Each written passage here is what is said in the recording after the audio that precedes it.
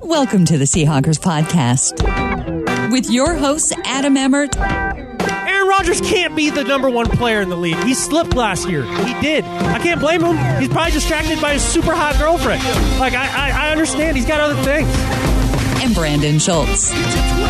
We need to be more encouraging of Pete Prisco, Adam. We need to help him along. Good job. You had Russell in the top 50. We've told you many times to do better, and now you are. We're proud of you, Pete. Go Hawks! On a quest to own the West, yippee-ki-yay, we make the ground shake. On game day, 12 man, yeah, he's feeling it is vital. The Seahawks coming to take division titles. This is the Seahawkers podcast. I'm your host, Brandan Schultz, member of the Military Seahawkers, and join me, my good buddy, and member of the Montana Seahawkers. See, I got both of them in there, Adam Emmert. Man, you nailed it. You nailed it. I come to a point of conflict every time at the intro of the show, Adam, because I go, well, should I refer to him as my good buddy as I usually do, or as a member of the Montana Seahawkers? But rarely able to fit both in. I did it this time. And I feel like I can be both. I can be your good buddy and still a member of the Montana Seahawkers. I think I can do it. No, those aren't mutually exclusive things. Okay, cool. Well, good deal, man. Good to be on the pod here this week and getting rolling. I'm going to need you to carry us a little bit this week. They've been switching me back and forth between days and nights here in Florida. That is brutal. And it's brutal. Yeah. So one night I'll work 7 p.m. to 4 a.m. And then the next day I end up working 7 a.m. to whenever. And so I'm dragging a little bit. But you made time. You made time for the show. And yes. I think that's the important thing here. I want to bring up one thing real quick, though, about Florida. All right, before we get into the whole show. Okay. So I'm in Pensacola, Florida, right? Right. Is there a Seahawk who's from Pensacola, Florida? Oh, like a Seahawks player? Yes. You know who he is? Yes, I do. Angry Doug Baldwin. It is Angry Doug Baldwin. So I'm driving around, and what do I see? I see signs everywhere for Doug Baldwin for sheriff. Dude, you already have a job. It's wide receiver number 1. It's lead the league in touchdown passes. That's your job. You can't be sheriff of your hometown. Come on, man. I need you catching passes, not criminals. Well, see, the people of that county know what they're doing then, because the sheriff will be out of town for most every week. I mean, that's yeah, right. I think that's clearly what they're going for there. Yeah, free reign. I don't know, but so Doug Baldwin, man, don't be running for sheriff. That's all I'm saying. Okay, well, that's enough politics. Let's go to let's talk about the Cowboys game coming up. Also, Adam and I, we're going to run down the 53-man roster. We have our predictions. Yes. And then we're getting away from politics, but we have social issues to talk about, Adam, and we're going to get into those this show. Also, we have Tom Spindler, president of the Mat-Su Seahawkers, joining us on the show this week. That's quite the chapter, the Mat-Su chapter, man. I ran down the list of towns in Alaska, and they are in the top 20. If all the members of the Mat-Su Seahawkers formed up into one town, they would be in the top 20 in towns of Alaska. Wow, that's impressive. So we'll be talking to Tom, and what do you say we get into this Cowboys game? The third preseason game, Adam. The Seahawks come away with the win, 27-17 over the Dallas Cowboys. We got to see the starters out there through the whole first half and into the second half. And we got to see the offense score points, the starting offense, the guys that will be starting in the regular season. They scored points. They absolutely did. We got to see some guys out there that we hadn't seen before play with the offense, too, like Jamarcus Webb. Yeah. So that was interesting. I think it was a solid showing for kind of your last big prep game before the season starts, because I refuse to call it a dress rehearsal like everybody else. And I think there was a nice acquitting by the offense overall. Defensively, they got it together as the game kind of went on, but again, struggled against the run, especially with Ezekiel Elliott, especially to the defensive line's left side. And that's something that we saw in the Vikings game as well. That's an area where people attack. So I'm not exactly sure what's going on there yet. I've yet to be able to sit down and really break down the game tape on that, but just the idea that these opposing offenses have had that much success in the ground game running to our left side of the line is a little alarming. Yeah, it really was one drive, though, where Dallas really, that was their one main scoring drive with their first team offense, was with Ezekiel Elliott just running the ball. Now, I want to get another opinion in on here. We have a Facebook comment from Tim Moon, Adam. Okay. Says, am I alone in being slightly discouraged about the game on against the Cowboys with all the enthusiasm? Enthusiasm. That's a new word. Enthusiasm. Yeah, we're keeping that. This word, is when Adam is particularly enthusiastic. Enthusiasm. Right. Enthusiasm. With all the enthusiasm about the Seahawks' depth on defense and the stacked defensive line, I am confused. Why can't they stop the run consistently or get quicker pressure? This is causing me to be skeptical about the Hawks prospects. In addition, how much longer do we have to watch tight ends catch touchdown passes down the seam? That cost them at least 2 games last year. It is to the point now that we should roll red carpets out down the seams and have seagulls waiting at the end zone with a wreath and some flowers for all opposing tight ends. Finally, why do the Hawks have such a problem with the first half of anything? Whether it's a game in the preseason, they just seem to consistently sleep through it. I am all for being clutch at the end, but why can't we be clutch at the beginning too? I am cautiously trying to remind myself that this is only preseason, but I am concerned. If they can't stop the run and stop these ridiculous violations by opposing tight ends, I do not think they're going to the Super Bowl. Go Hawks. Go Hawks. You can't. Here's one thing you can't do. I don't think they're going to the Super Bowl. Go Hawks. You can't put those two things together, dude. No, but I feel his pain though. Like it's one of those things as you watch a game, and you're like, are we really going to struggle with this again? Is this really how it's going to be? How long are we going to have to watch tight ends catch touchdowns on us? Forever. In perpetuity. It's never going to end. That's just something we're going to give up. Now, the only way it ever stops is if somehow Pete Carroll and John Schneider politic the NFL and somehow make it so tight ends are no longer eligible to catch passes. That is the only way that it's going to be stopped, because clearly this Brandon Browner plan, we haven't seen it.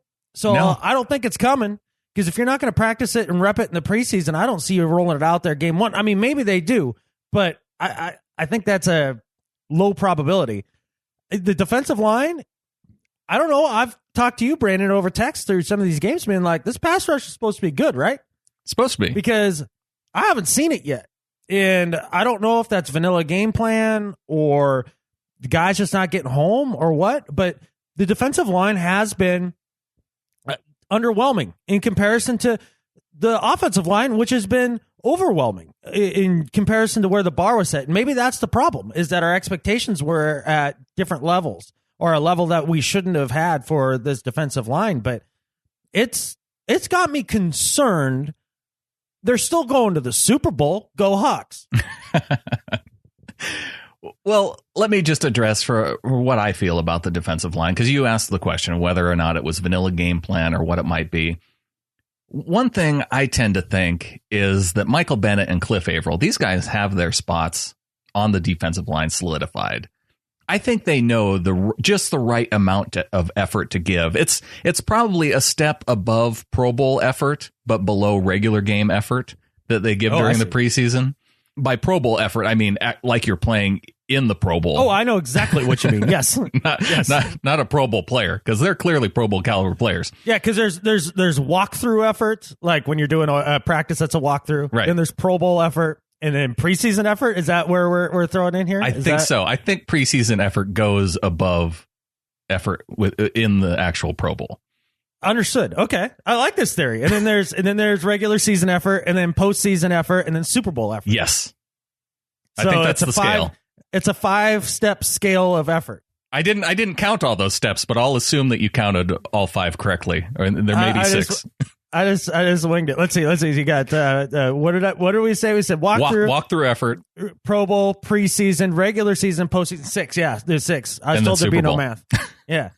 But this is a good theory. This is about like the Justin Britt progression. Like this is about it's good. So the effort scale. It's the effort scale. And the other thing too is this is a game where teams actually game plan, but instead of going up against maybe one of the lesser offensive lines, you're going up against the best offensive line in the league now in the Dallas Cowboys. So that combination of preseason effort and really good offensive line by the Cowboys, I think, is maybe why we didn't see as much pressure.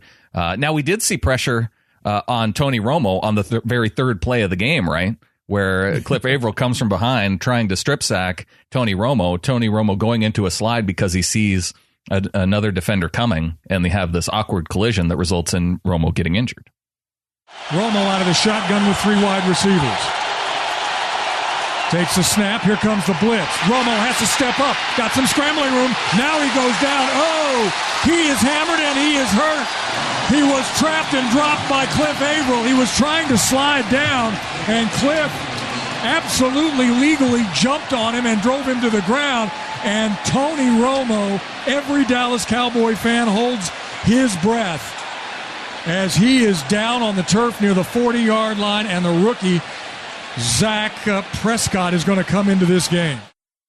Romo goes down early. We ruined the Cowboys season before it even starts. And without sounding like a jerk, like, that's hilarious, man. It's just, I don't root for Tony Romo to get hurt. I actually kind of like the guy. I do too. But I sports hate the heck out of the Cowboys. And to see us end their season super early, I don't want to have to deal with them with a healthy Romo. He just can't physically do it anymore. I mean, he's a China doll back there, and it's 6 to 10 weeks are the early reports, right? That he's going to be out. That's the Cowboys insane. aren't even willing to say. They're talking about maybe even strapping him up with a back brace or something and sending him out there week 1. So I don't think there's been any decisions, but the reports based off of, I don't know if they're getting medical sources on that 6 to 10 weeks, but we may not know. I don't know. I'd seen some reports on the 6 to 10 weeks, but here's the thing: why would you strap Tony Romo up week 1 when you have Dak Prescott to trot out there, man? I'm not convinced that Tony Romo is even the best option at this point, and that might be a hot take. Okay, but no, here's because I had a legitimate question for you in this podcast, and that is the Tony Romo era done in Dallas? Is it over? Dak Prescott looks this like really Drew good. Bledsoe when he got his aorta severed or whatever it was by the Jets linebacker, and he never really saw the field in a meaningful way again? I don't know if it's the exact same thing, because that Patriots team had a really good defense, and that I think they could support Tom Brady coming in as a rookie quarterback and still being able to, well, clearly because they went to the Super Bowl, but the difference I see is the Cowboys with Tony Romo, I think, can win the division, because they don't need that defense for Tony Romo to just rack up a bunch of points, right? They've shown that in the past. Sure. Dak Prescott, on the other hand, I'm a little bit interested to see once they get into the regular season and teams are able to start game planning for him, and they see, he puts a little bit of himself out on there on tape so teams can really, strategize. It might be a little bit more difficult for Dak. I don't know if we'll see quite the same type of, but I think in the long term, for the long-term success of the Cowboys, it might be good for Dak Prescott and Ezekiel Elliott, who also looked really, really good. It would be good for that team to have those guys start playing together. And so it might just be one of those blessing in disguise type things. Yeah. You kind of mentioned the idea that if Dak Prescott starts in the regular season, that he could have larger struggles because teams have tape on him in their game planning, right? Well, I would compare that very much to when Russell Wilson was a rookie. And remember his preseason performances? Yeah. They were pretty magical. Like they were pretty good. And had a lot of people talking, and it's what won him the starting position, right? And then we saw him go into the regular season, and there was I don't know if you remember this, Brandon, there was a legitimate discussion among the fan base whether or not Russell was really the right option through 5-6 weeks. Yeah. It wasn't until the Bears game when everybody said, oh, that's our guy. Yeah. That's our guy.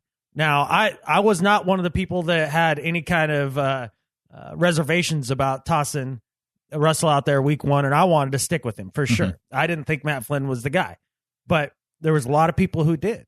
And so I think Dak Prescott would struggle for those first 6-7, maybe even his whole first season, man. Like, the NFL's hard, especially at the quarterback position. Ask Jameis Winston, ask Marcus Mariota.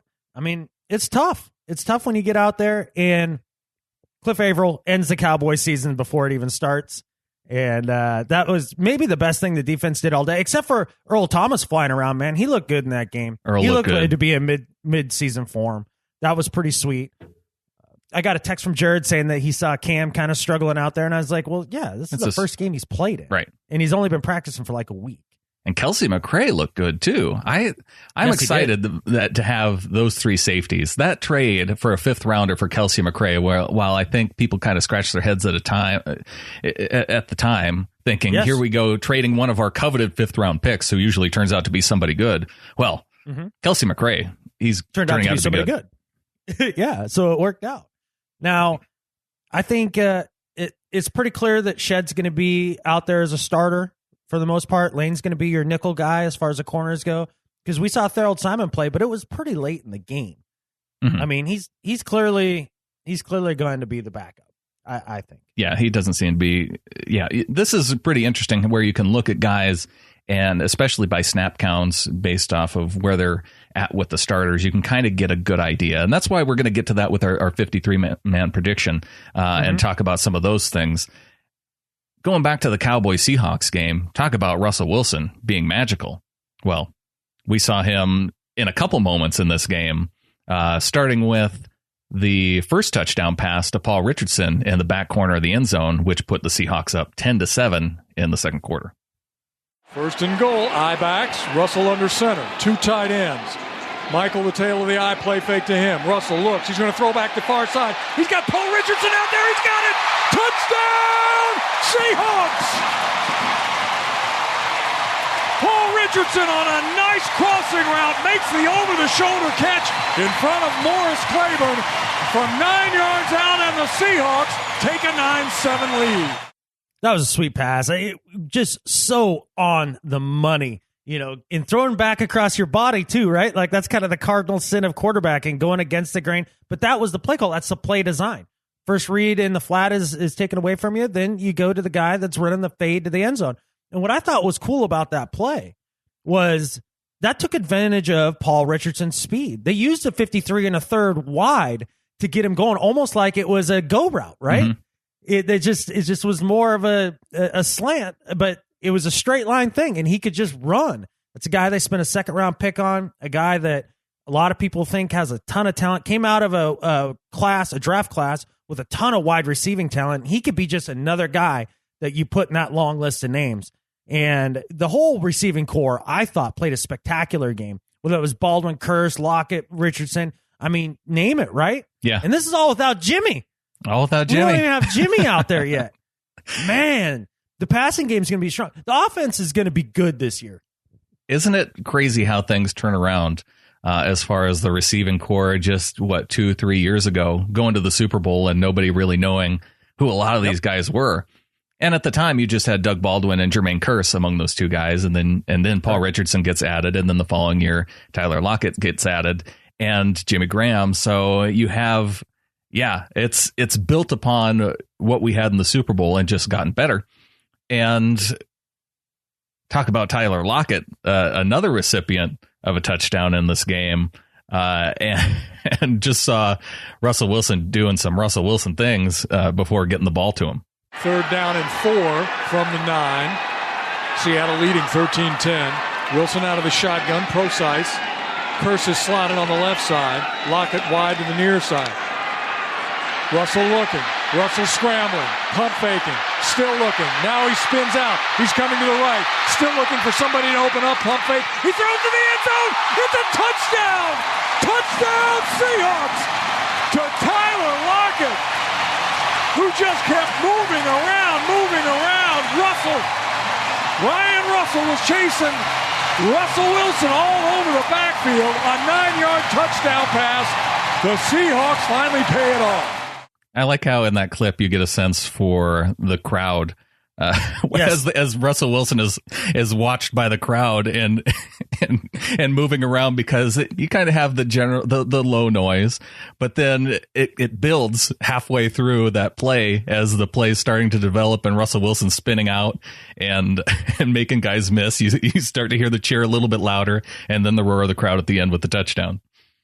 Yeah, I mean, it's a great audio depiction of no, yes, right? Except for, here's the difference. He spun out twice, right? He did 2 pirouettes in one play, not to be outdone by Trevon Boykin in the previous game. This is how it's done, son. And so instead of having no, yes, you had no, and then yes. You had 2 no-nos. But that's the thing with Russell Wilson, right? In his Russell Wilson things. Everybody killed him in the last game for holding on to the ball too long overall, which he didn't. I told you straight up. He threw a ton of stuff on time and in rhythm, and then he tried to do a few Russell Wilson things against an athletic defensive line in the Minnesota Vikings. Now you see him go up against an average defensive line, and no, he hasn't lost his quickness. He hasn't lost his edge. It's just that he had lesser talent to go against. I mean, Everson Griffin and company are dang good with the Vikings, and he's the man. He's the man. He could. I'm gonna tell you right now. We're going to the Super Bowl, and Russell Wilson is a top 2 MVP candidate this year. This is really the year to do it for Russell, right? MVP candidate wise, because last year he had Marshawn Lynch to kind of where everybody would say, well, Russell Wilson's successful because of Marshawn Lynch. So it kind of splits some of the MVP vote, right?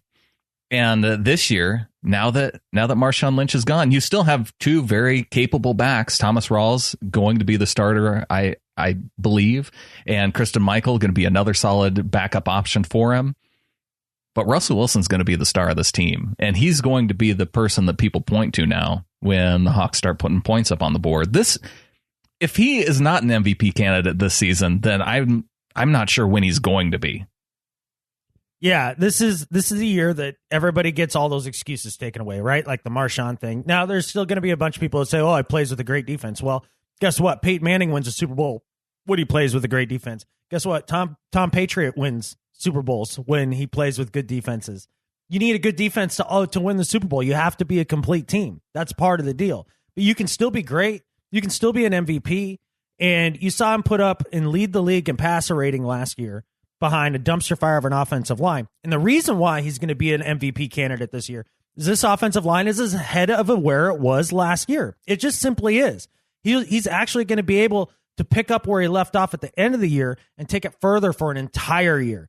And so I think the reason he wasn't in the MVP category last year was less about the Marshawn factor, more about the idea that he started super slow and didn't light it on fire to the last 6-7 weeks. Yeah. And if he can do an entire season of that, top 2 MVP candidate, it's coming, man. It's going to happen. And it's his team this year. It's his show. And we're going to see it. Well, as Tim Moon pointed out, we need to see it in the beginning of the season, not in the end of the season. We need to be clutch early.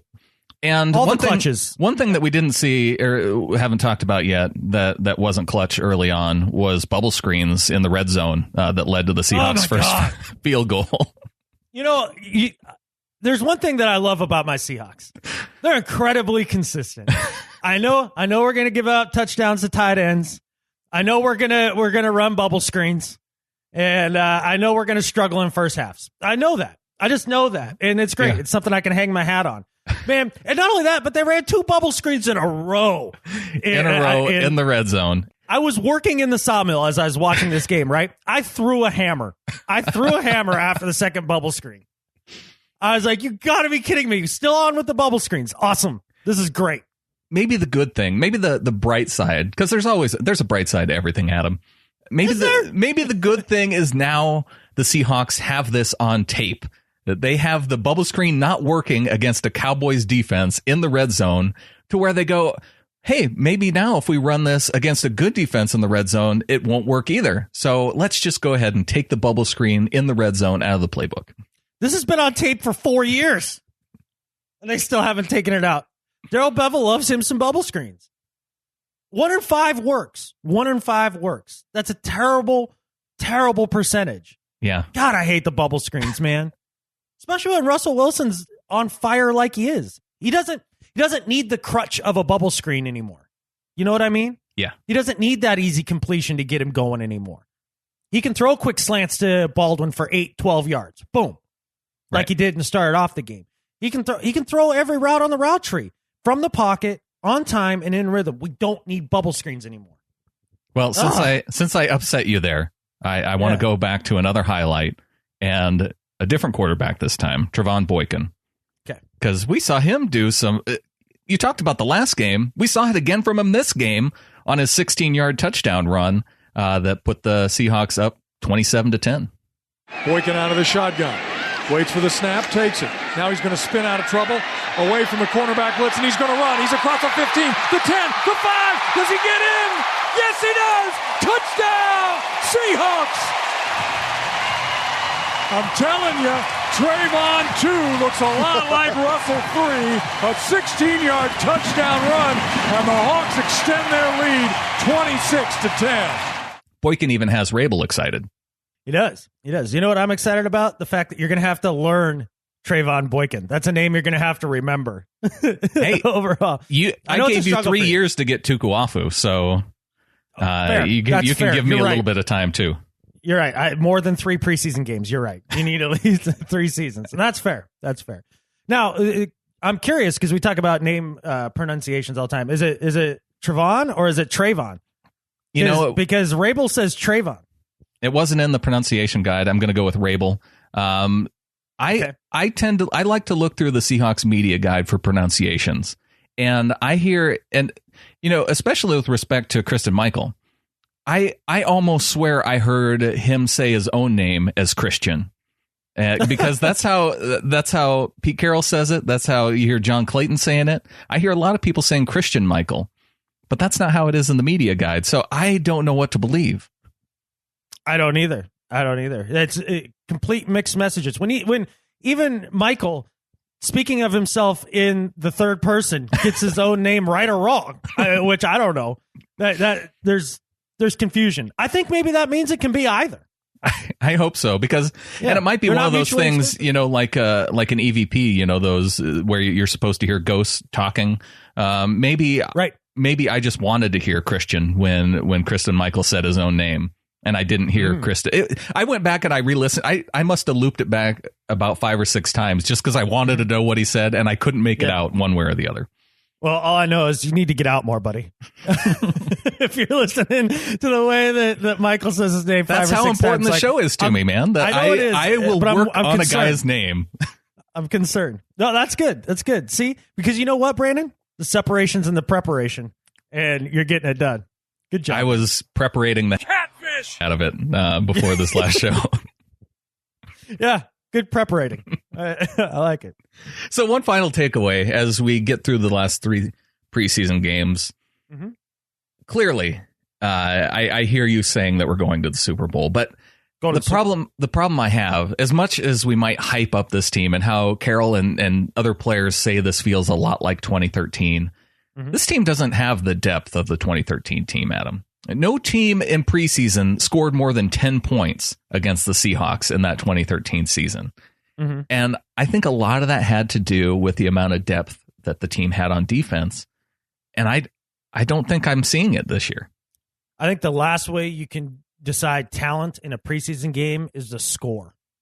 The score is irrelevant in a preseason game. It don't make no never mind, man. It doesn't. You can't say that the defense, because of the amount of points it did or didn't give up throughout the preseason, is a marker of the depth. I think the defensive backfield is every bit as deep. I think that the defensive line is every bit as deep. And if you think about it from a linebacker perspective, now they possibly aren't quite as deep at linebacker, but their starting linebackers, Mike Morgan, Wagner, KJ, all have a ton of experience that they didn't have going into that 2013 season. So I really feel like on the defensive side of the ball, they have every bit as much as depth as the 2013 team. Now, if you want to talk about the offense, the offensive line, is it as good as 2013? I don't think so. So I think that's where you may have a legitimate argument. Well, I think that leads us well into the 53-man roster talk that we're having coming up. I guess a couple of injury updates. We continue to hear Thomas Rawls is going to be ready for the opener. And he went through pregame workouts as if he were going to play, but he wasn't even suited up to play, so he wasn't going to. And Nick Bennett has a high ankle sprain, so we're not going to see him for the rest of the preseason. We saw week one. We saw CJ Prosise out there, which was nice, and that rhymes. Yep. We're going to be doing that a lot. Nice for Prosise. Look, I did want to mention Prosise because this is the first look we got at him. He didn't do anything spectacular, right? But he looked like he belonged, though. Right. He looked like he could play, and I think that's good for his chances moving forward. Okay, let's go into the 53-man roster and our predictions. We'll go by position group, and let's say we start with special teams because that'll be quick. Okay. You only have 3 spots here. And John Ryan, definitely going to be the punter. Stephen Hauschka, definitely going to be the kicker. Long snapper, is it going to be Mr. Freeze or Clint Gresham? We don't know. It'll be one of the two.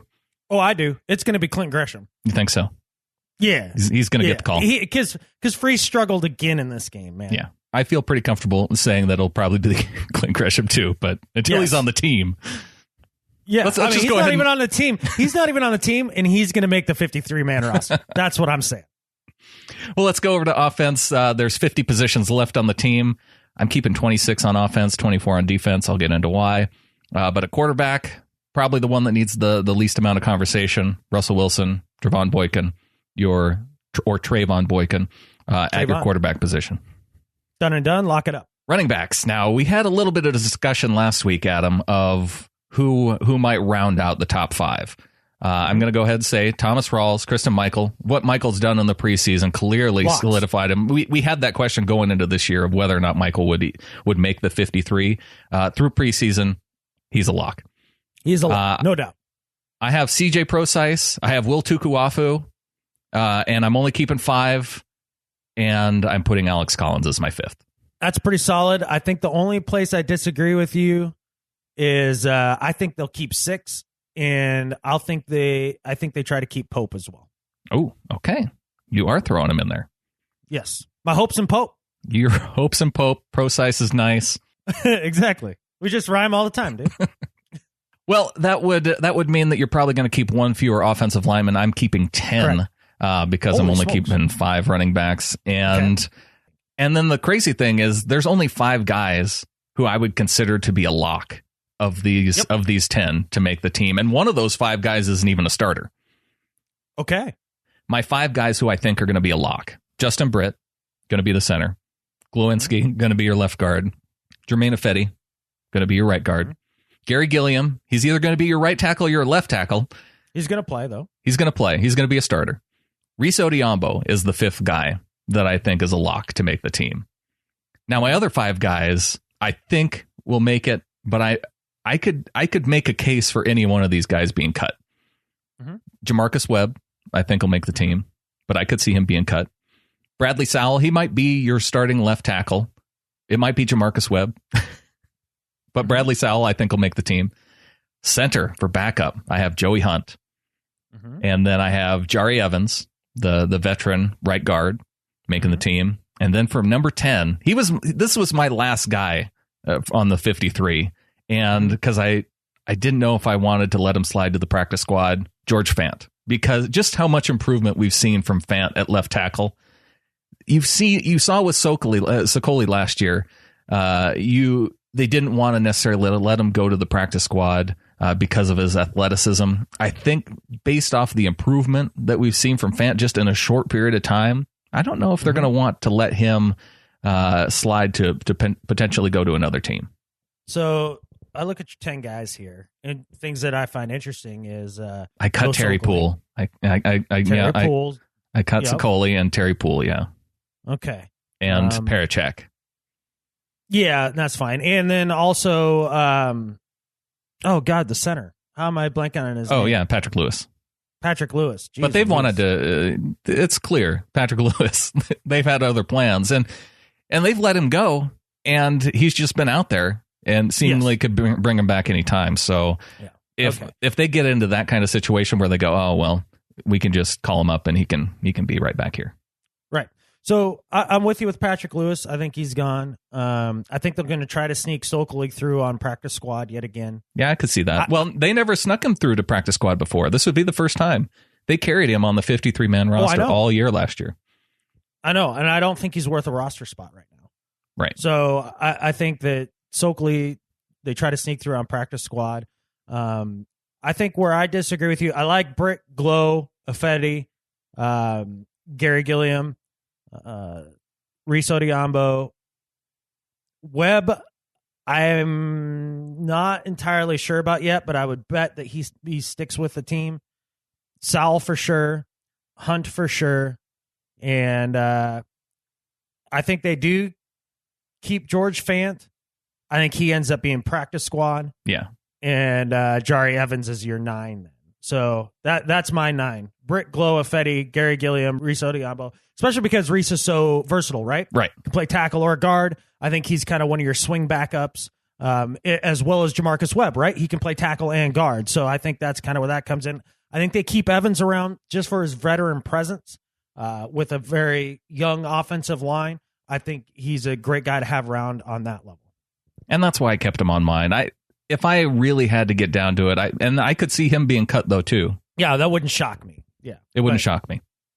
But that's it. I think his presence is a good thing. Moving on to wide receiver, we've talked about the 4 guys who I think we all know who are going to make the team: Doug Baldwin, Tyler Lockett, Paul Richardson, Jermaine Kearse. My one caveat though on this, Adam, is that I rarely watch wide receivers in terms of how they block. Like I like watching linemen block, but I don't care how to watch how wide receivers block. So I know it's important. So you weren't a Hines Ward fan back in the day? I know he was good, but it's not something I watched for. Mm-hmm. But I know it's important to the Seahawks. So I think this could determine where they go at this spot. Mm-hmm. And my 5th, I had Tanner McAvoy down.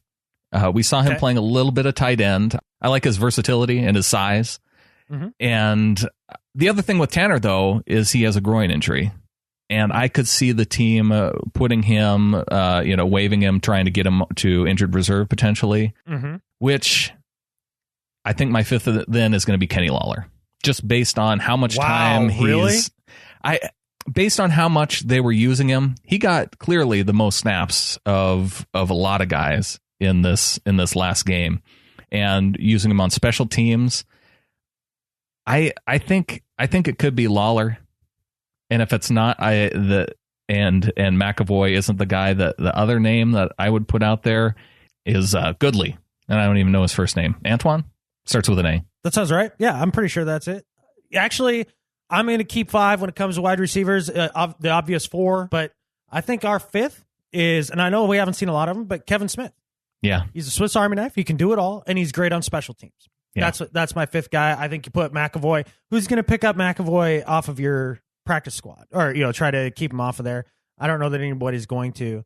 And I'm sorry, I haven't seen anything out of Lawler that makes me feel like he's an NFL receiver. Yeah, he needs some food. He needs a lot of things. He's got amazing hands, but he needs a lot more size. If you're going to be small, you better be fast, and he's not fast. Or you better have really good hands. And there were a couple times where they went to him on 3rd and short and hit him in the hands and didn't come away with it. But those times, those are rookie mistakes. I think he does have great hands. Yeah. That I don't worry about. Well, he has to show it, though. Understood. Okay. On to tight ends. If I knew Jimmy Graham was going to be totally healthy and didn't have to worry about him being out a couple weeks, if we didn't have to worry about Nick Vannett when he was going to come back from his injury, then I only keep 3 tight ends total. But I have 4. Jimmy Graham, Luke Wilson, Nick Vannett, and then Brandon Williams, who he played a lot of special teams. I think he's a lock to make this team. I couldn't agree with you more, man. Just all of your rationale makes complete sense to me. The idea that, Jimmy Graham apparently looks great as far as coming back from his injury to this point. But, like you said, look at Victor Cruz last year and with that same injury. And because he had that injury, he ended up injuring his hamstring as a result. I mean, because one injury and an imbalance kind of makes you so that you compensate and then maybe injure something else. So I think there's a risk factor there. And so they carry the 4 tight ends. And just like you said, Brandon Williams has earned his spot via special teams. And they're high on Vannett, even though he's injured with a high ankle sprain. And I think that's another reason why they keep the 4. Yeah. Just because we're not exactly sure when he comes back. And then Luke Wilson, he's consistent enough that he's valuable. So I think those are your 4. Absolutely.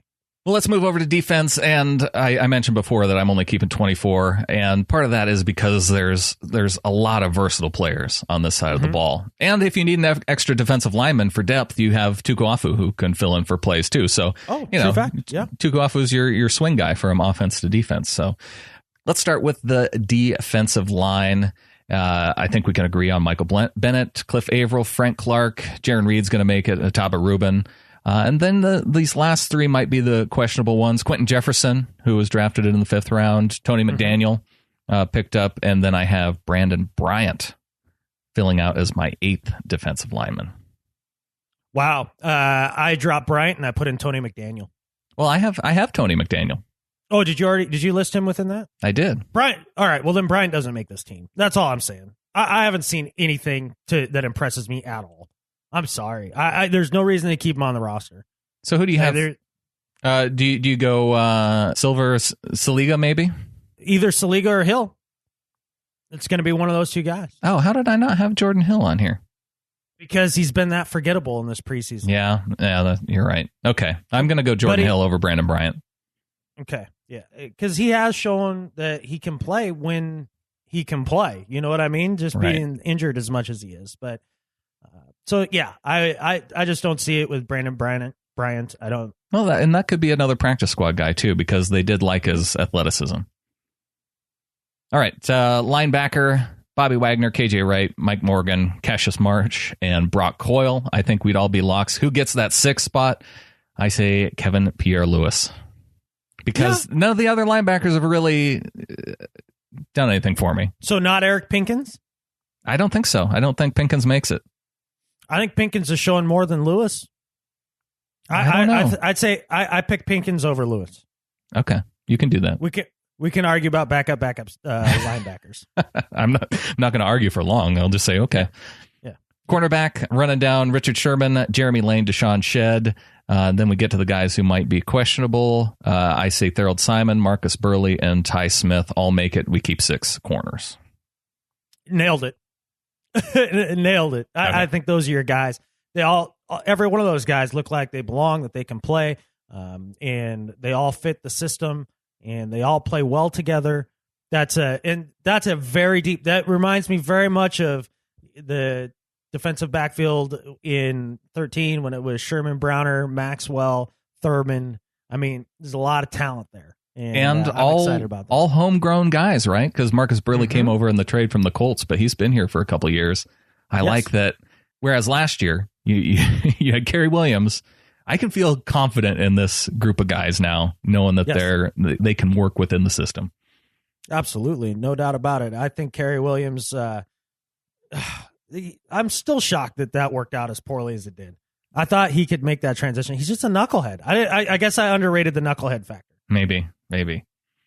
Okay, that leaves us with safety on defense. Earl Thomas, Cam Chancellor, Kelsey McRae, all 3 locks. The question is, do the Seahawks go with veteran Brandon Browner or rookie Tyvis Powell? I'm going to go with Browner. Or do you go with Steven Terrell, the somewhat veteran, youngish guy? Yeah, possibly. I know we haven't seen a lot of Browner. He hasn't done anything spectacular or anything like that. But there's a part of me that says they've been using him in practice differently than the way they used him in the preseason games. And it's one of the things they were holding back out of the game plan to kind of hide from the rest of the league. I had the similar thought that you did, and you mentioned it earlier on the show, that if you're not going to practice it in the preseason, and if you're going to put Browner in at 3rd string, is that really what you're doing? Are you really going to hide it, or are you going to try and practice it a little bit?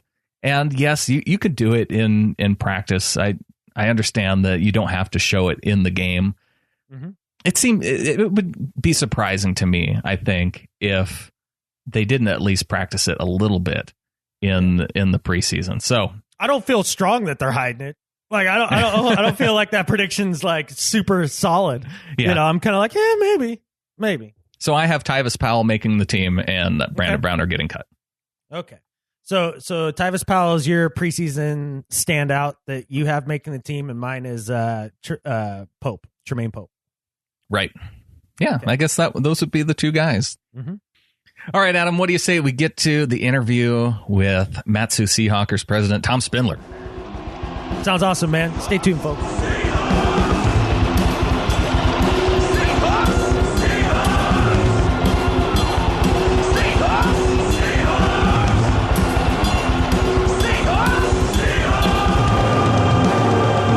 And we're now joined by Tom Spindler, president of the Mat-Su Seahawkers, the largest Seahawkers chapter there is. Tom, how you doing? Hey, I'm doing good, Brandon. How you doing down there? I am well. How many members are you at now for the Mat-Su Seahawkers? Oh, put me on the spot. That's something like 2,300, I think it is. I'd have to go back and look. Pretty close to that. So what does that put you, like in the top 20 in terms of cities in Alaska, probably, if you were all one city?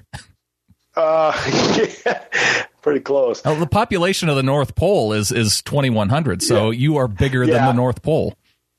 Almost bigger than a lot of communities in Alaska.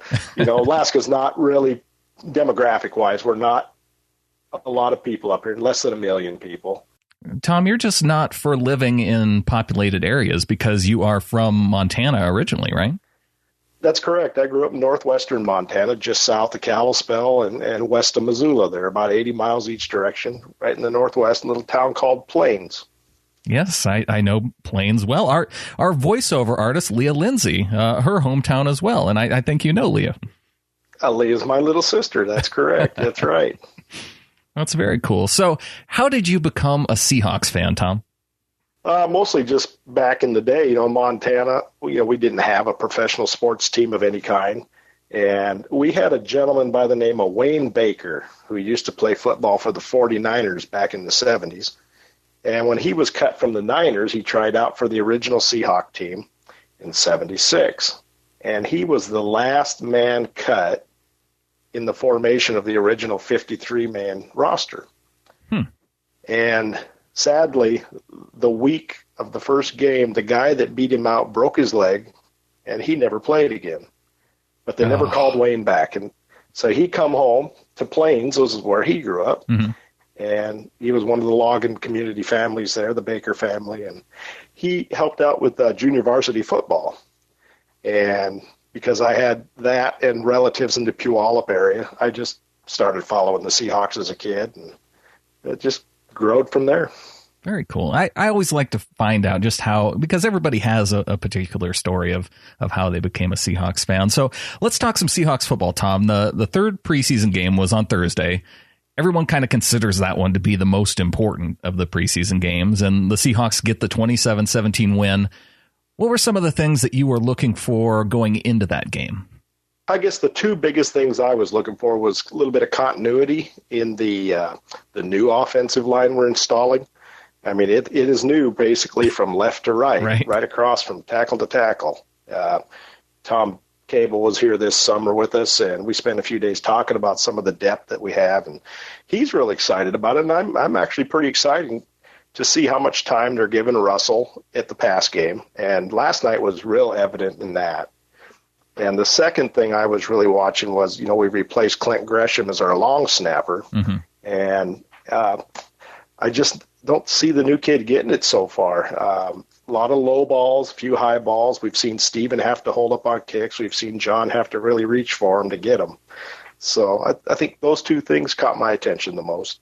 Yeah, that was one of the things.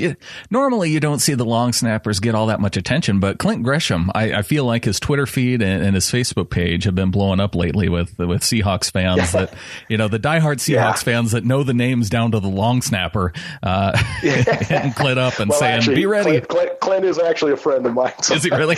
Yeah, so I have a little bias there, but I hope they give him a call real soon. I know he was a little bit off his game last year, but you know how politics it is with money and new people and age and things like that. Sure, yeah. But long story, Clint was really reliable. I don't know if he's actually being considered or not, but, our new kid Freeze, it just seems like he doesn't quite get the ball there. And that's a concern for me because the kicking game is integral. Well, and we've seen how much importance the Seahawks place on special teams over the past years, and it just seems to me if you can, even if it costs a little bit more money, I can't imagine it would be all that much more to have a veteran long snapper instead of a rookie long snapper. It's just the savings doesn't seem to be all that much for what you end up getting. Correct, yeah. A couple other things, just some of the wide receivers that are out. We've got guys coming back that have been in and out.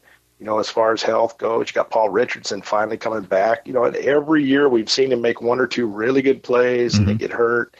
And last night was another beautiful one. Russell let one go off into the left corner and it was gone before he even turned around. And he made a heck of a catch on that in the end zone. So it shows you what you got with people like that. If you can stay healthy, it really excites you. So where do you come out on the wide receivers, Tom? Because I think almost every Seahawks fan would agree that the 4 spots are pretty well locked up, from Paul Richardson to Lockett to Doug Baldwin and Jermaine Kearse. Those are kind of your 4 guys you would expect to be on the team. But then that leaves 1 or 2 more spots. Who do you feel would fit into 1 or 2 more spots out of the remaining guys?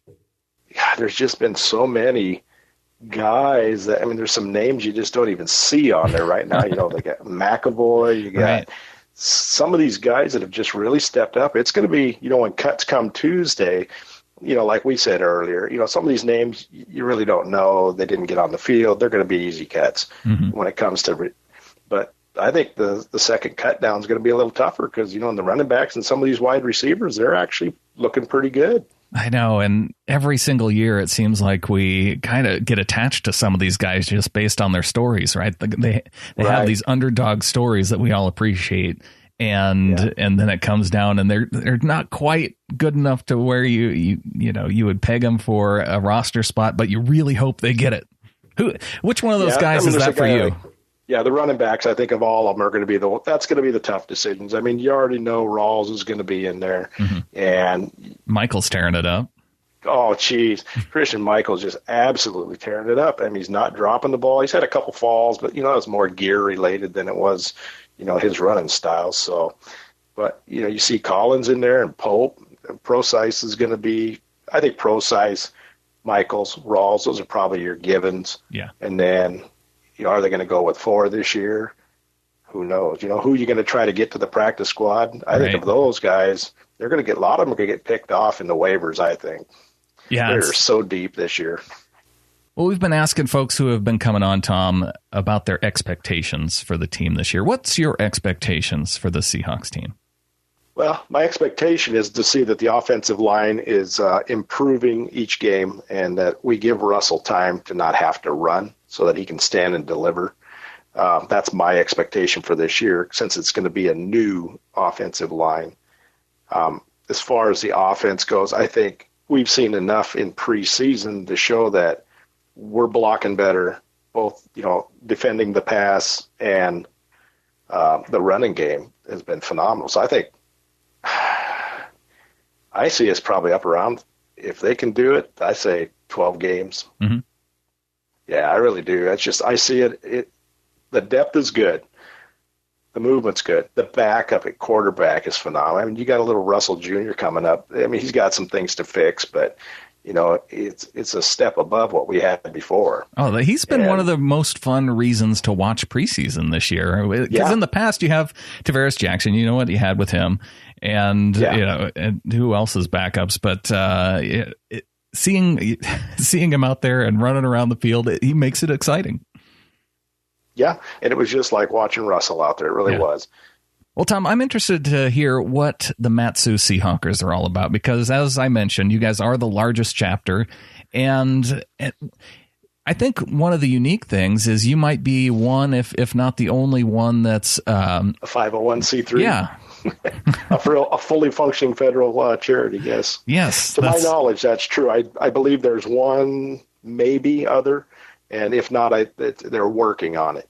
But, when we started I broke off from the Anchorage chapter. When I lived in Anchorage, I moved out to the Valley, which is about 45, 50 miles from Anchorage. So we started a club out there in 2006, and we put together a real solid board. And after a couple of years, we just decided that we wanted to be more than just beer-drinking football people who got together on Sundays. We wanted to give back to the community, and that's kind of the theme of Central Council's mission with the Seahawkers and with the Seattle Seahawk Charities.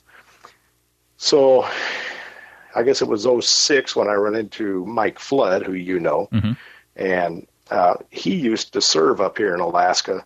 He's a retired Coast Guard commander. Mm-hmm. And we hit it off, and we formed a good friendship and relationship over the years, to the point that he let myself and our organization kind of help set and coordinate the agenda for the 12th Man Tour type activities in Alaska every summer.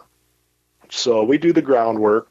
We set up, the stops at the hospitals and fundraising with the different charities like Special Olympics and United Way and those folks. And we put together a week of activities where they come up and interact with the fans interact with the charities, interact with the kids at the hospitals. We do a Place 60.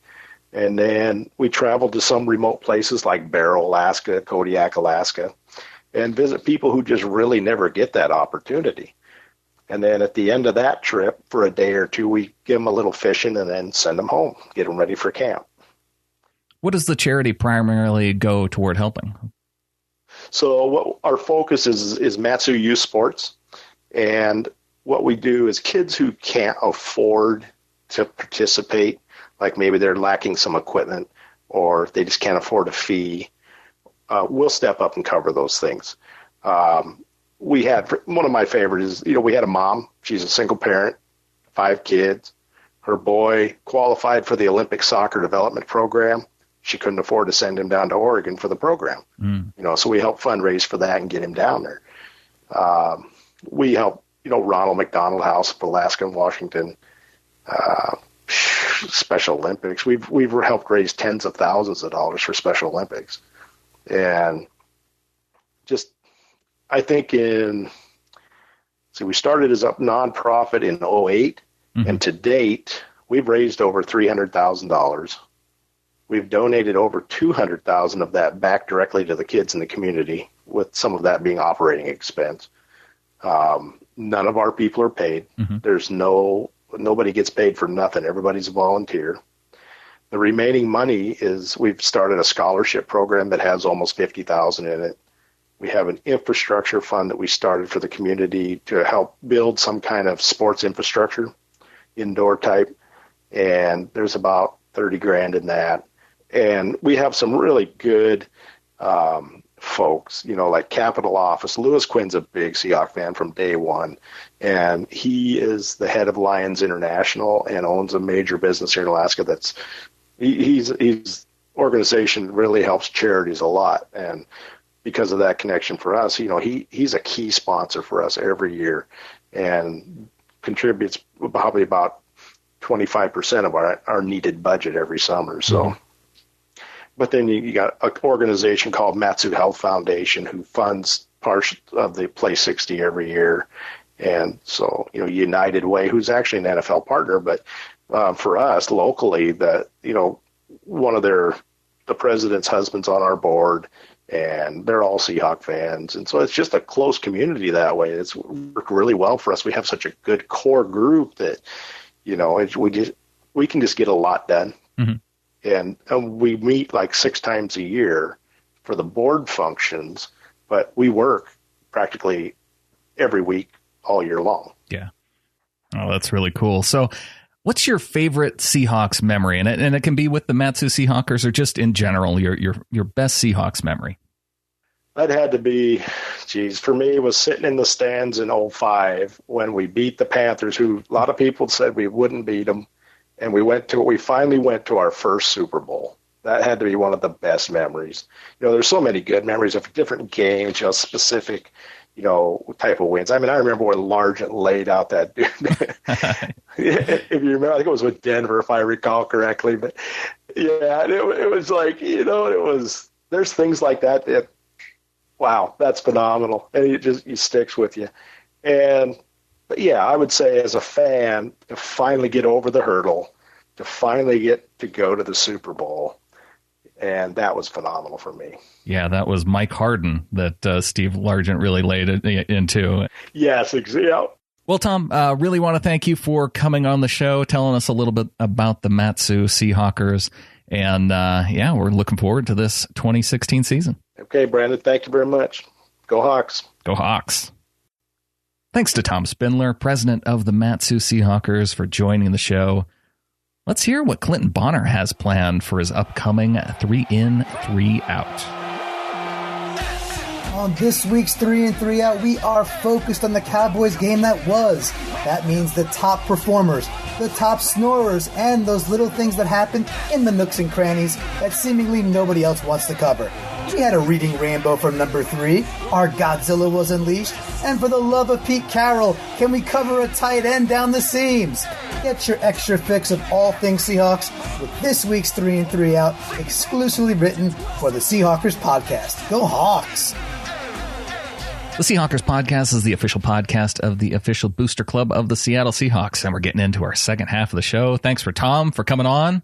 Let's see, what should we talk about here in the second half? Because we have a lot to get to. We have a lot of emails. We do. We have a lot of new members of the flock, Adam. There's a lot to talk about. We got some reviews too, and we got a phone call. Holy smokes! It's going to be a 2-hour show. There's no stopping it. Okay, 2 hours it is. You're welcome. But hey, look, if we don't get to your email, I'm sorry. It's getting to the point now where we get so many per episode that it's difficult to fit them all in. Because I know we forgot Eric Speece's email last week. I know. And so big apology to the Speester. We'll work something. We'll work him in. We've had Eric on the show for quite some time now, so I know he will get back to. He won't be discouraged by the fact that we didn't get to his email last week. Right. And I don't want anybody to be discouraged. Yeah, absolutely. Because there's a lot of great emails, and let's get to a few of those. Plus, the reviews are cool too. Yes. I can't believe that everybody is using all of the avenues to get a hold of us. And I also wanted to say that I went on the Better Rivals podcast here this last week, the 49ers. We had Oscar on our show. Yes. Have him on annually for our Know Your Rival series. And anytime really we want to get a San Francisco 49ers perspective. And I went on that show, and Adam, I was the most obnoxious homer that I could possibly be. So I hope you can appreciate that. Yeah. Yeah. So take a listen to that, folks. Just so that or don't, because they were one spot ahead of us, Adam, on the iTunes rankings the day that I went on the show. So if we have a whole bunch of our listeners going, and it might continue to push them over the top, but this is just preseason. I keep telling myself that it's the preseason, and the iTunes rankings charts in the preseason don't matter. Yeah, and on top of that, they've been at it like a little longer than us, so good for them. And they've also supported our show well over the years. So absolutely, I got no problem. Go have a listen. Yeah, go have a listen, man. All right. New members of the flock. We got a couple one-time donations, Adam, which was always cool. You can go to Seahawkerspodcast.com/support if you just want to leave a one-time donation. Paul Martin, a fan donation, $12. Thanks, man, Paul. Paul Martin's done this a few times now. So big shout out to Paul. Thank you very much. It's it's always appreciated. And then Michael Childers, he dropped a Sherman on us. Oh, a 25er? Yeah. Awesome, dude. Thanks a lot. So thanks to Michael. That's super great. Yeah. All right. And welcome to the flock to Tracy Wentz. Tracy's in for a sticker and bonus shows. Josh Kays in for the same. Welcome to the flock. And then another $1 pledge from James McCarthy. Welcome, James. Awesome.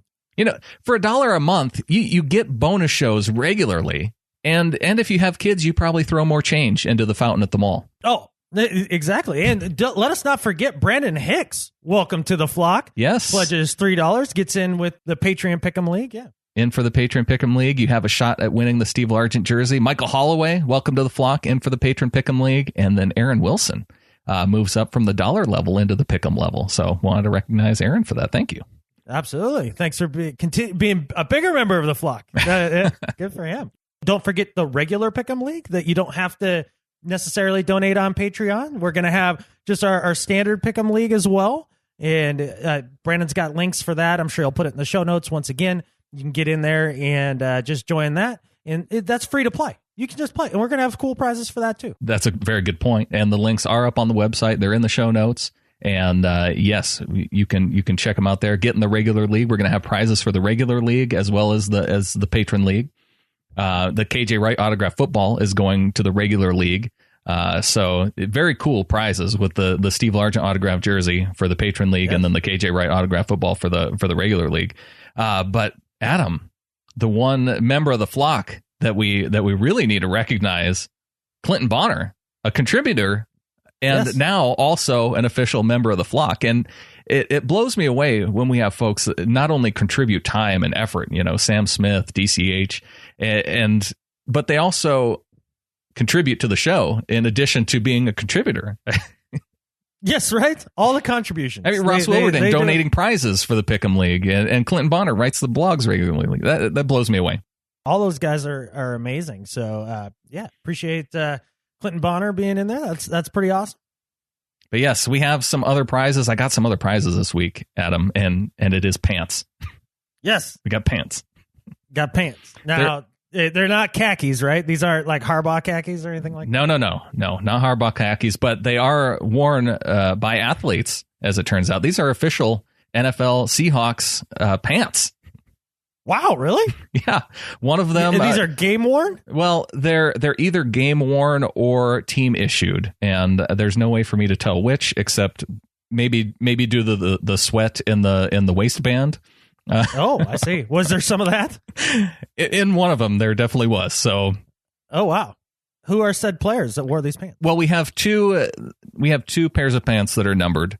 One, I can be very confident in saying they're Jeremy Lane's because they have number 20 in them. Okay, and they're very slim. And then we have another that's number 42.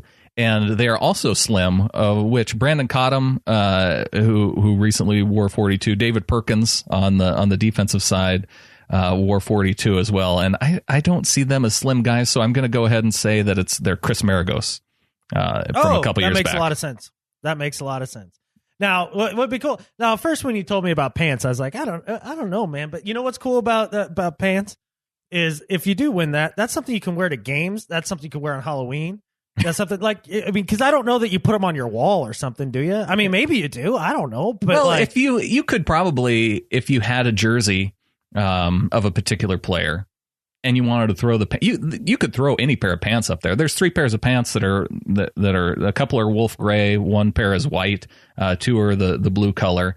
So if you had a blue jersey, you could throw any pair of pants up with it and just kind of have a full uniform. They don't have to match the player. How many pair of pants did you buy, dude? Well, it was a 2 for 1. It was a grab bag of pants, and so we have 5 pair. Well, very cool. They'll make for good random prizes, and then maybe we hold on for the Jeremy Lane ones as part of the grand prizes at the end. Okay, that sounds perfect. Cool. See, these are the things that we buy with your money when you donate to the show. Pants. So thanks for the pants, guys. You can criticize me on whether it's a good decision or not, but I thought it seemed cool. I'm not. Did I sound critical? No, I'm just saying there might be people that are listening that go, why would you buy pants? And I would say to you that because I wanted to. Yeah, and that's a good, like you said, good random prizes. Because one of the things we're going to do in the pick'em leagues is even if you're not winning, even if you're not in the top, like couple spots, we're going to give away randomly prizes basically for participation. So if you continue to play throughout the season, you get pants. We have basically how it works. And we have Super Bowl programs. We have some decals. So lots of good stuff. You're going to want to join. Absolutely. And again, let's get more people in the flock. If all of you that listen just donated $1 a month, I mean,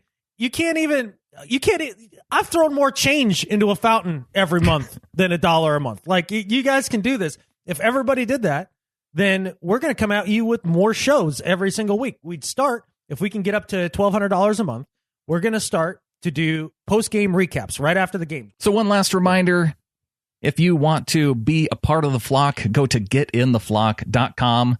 That's the place to go to sign up if you want to get in through our Patreon Pick'em League. If you want to help support the show, getintheflock.com.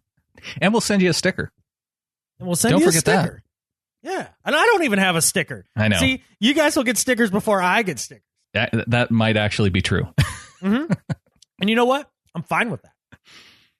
Well, speaking of people who have been enjoying the show, this is another way to help support the show, and that's by leaving a review in iTunes. Adam, I noticed we were in the iTunes section of sports in the What's Hot section, and our logo is next to Shaquille O'Neal's podcast, and part of that is due to not only people that download, but also review the show in iTunes, and which is why we want to thank some people who left us reviews. First one here from Smurfhunter9 says, one of my new favorites. My brother told me about these guys just before their top 15 Seahawks You Should Know series. I've been listening since. Lots of fun, lots of great information, lots of great rants. Keep up the great work. I will keep listening. Awesome. Thanks, dude. And welcome. Welcome to a new listener. That always blows me away that we're always picking up new folks. Here's one from Raswa. Go Hawks. Living in Dallas forces me to hear a nauseating amount of news about the local team and literally no Seahawks news. This podcast has saved me. I finally have real Seahawks fans giving me real Seahawks info and news. I look forward to every episode. I only found this podcast a couple weeks ago and I am hooked. I think it has made me better at life. Keep up the great work and go Hawks. Glad to be your lifeline, man. Deep in Dallas. That's tough. That's tough. Hang in there, man. You are go better Hawks. at life. Yeah. Here's one from Michael Zadro. I love this podcast. If you're a Seahawks fan and don't listen to this podcast, you need to do better. Go Hawks. True fact. It's short and sweet and to the point. I love it. Yeah, here's another one, short and sweet from T. Robbins 43. Excellent content. Enjoy the podcast, and your boy Sam Smith does a great job. Oh, awesome. So I'm guessing he is a military member that also listens to the show. So thanks a lot, man. Appreciate you out there doing what you do for the country. And these are all U.S. reviews. So if you're outside the U.S. and you review the show through iTunes, I want to let you know that we do get them. That wasn't the case before, but we do now. So, yeah, don't be afraid. We'll get your review, even if you're outside the U.S. now. Absolutely. And all of you that leave a review, that, again, helps us climb the ranks in iTunes, which means more people find the pod, which means all of us 12s get to band together even more. So keep it up, folks. Oh, and the one thing we forget to ask you guys to do consistently, hit the subscribe button. Do it. Find the subscribe button on whatever it is you listen to us on, whether it's Stitcher or iHeartRadio, whatever it is. It does help us boost us in the rankings as well if you're subscribing. So, yes, and you won't miss a show, which is good. Yeah, it'll be better for your deal. All right, let's cue the music. Let's get into some email.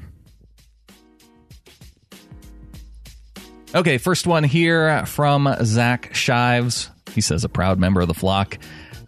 Okay, I just pulled an Adam. I was reading some sports news before I went into work, and I saw a headline on my CBS Sports app, and I clicked on the article. It said that NFL.com is predicting that Tyler Lockett will be the only Seahawk that will earn All-Pro this season, though I'm sure he will earn it. But the only one. In fact, according to the article, NFL.com put Eli Manning on the list, but not Russell Wilson.